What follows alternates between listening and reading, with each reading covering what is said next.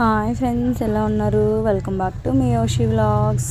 ఇవాళ mini vlog ఏంటంటే ఎప్పుడు లంచ్ బాక్స్లోకి వెరైటీస్ అడుగుతుంటారు. సో సింపుల్ అండ్ క్విక్కీగా అయిపోయి ఈ రెసిపీని మీరు కూడా ఒకసారి అయితే ట్రై చేయండి. చాలా ఫాస్ట్గా అవుతుంది అన్నమాట మనకు కూడా.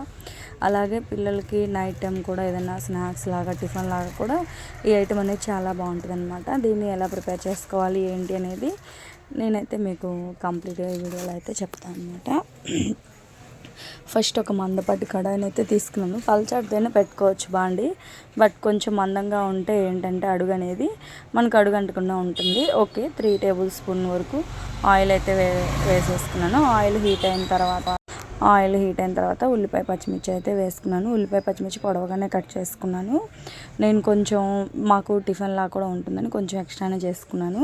అలాగే మా పిల్లలకి లంచ్ బాక్స్లోకి అనమాట.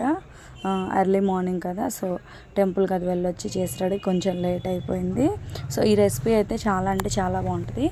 ఆయిల్ హీట్ అయిన తర్వాత ఉల్లిపాయ పచ్చిమిర్చి వేసేసి సిమ్ టు మీడియంలో పెట్టేసి వేయించుకోండి. ఆ తర్వాత అయితే అండ్ చిన్నులపాయ, అల్లం చిన్నులపాయ పేస్ట్ అయితే మనం నూరుకుందాము. ఎందుకంటే మిక్సీ కూడా వేయచ్చు, బట్ నాకైతే దంచుకుంటేనే ఇష్టం. నా దగ్గర చిన్నది రోల్ అయితే ఒకటి ఉందన్నమాట. సో నేను దాంట్లో అయితే దంచుకున్నాను. అండ్ ఉల్లిపాయ పచ్చిమిర్చి వేగిన తర్వాత మనమైతే ఈ పొటాటోస్ని అయితే యాడ్ చేసుకున్నాము.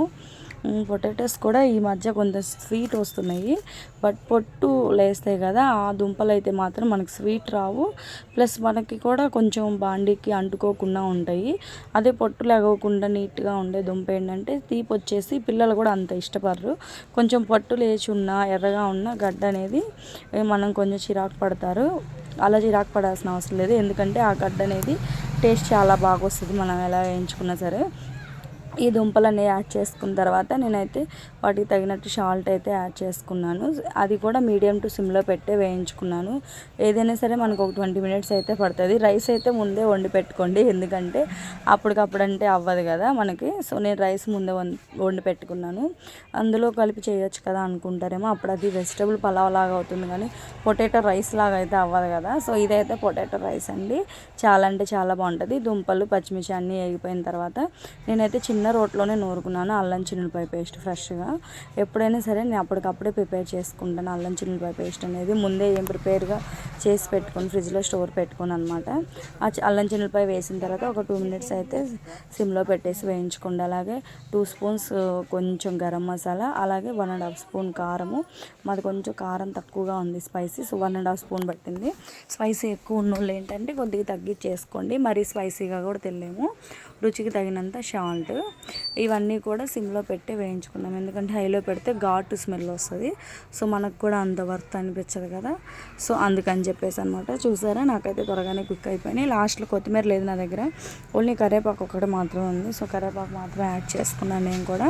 అండ్ ఈ రైస్ అయితే దాంట్లో వేస్తున్నాను సిమ్లో పెట్టేసుకొని, ఎందుకంటే హైలో పెడితే మాడిపోతుంది కదా, వల్ల కాదు. సో అందుకని చెప్పేసి నేనైతే ఇలా అయితే ప్రిపేర్ చేసి పెట్టుకున్నాను. అండ్ బాండీలో వేసేసి చిన్నగా తిప్పేసి మొత్తం కలిసిన తర్వాత ఈ బౌల్లోకి అయితే తీసేసుకున్నాను. బౌలింగ్ కాదు, పెద్ద గిన్నెనండి. పెద్ద గిన్నెలోకి తీసేసుకొని నేనైతే టేస్ట్ ఎలా ఉందో చేసి చూపిద్దామని చెప్పేసి మీకు రివ్యూ ఇద్దామని నేను ఇస్తుంటే మా వారు నన్ను ఎగతాళి చేస్తున్నారు.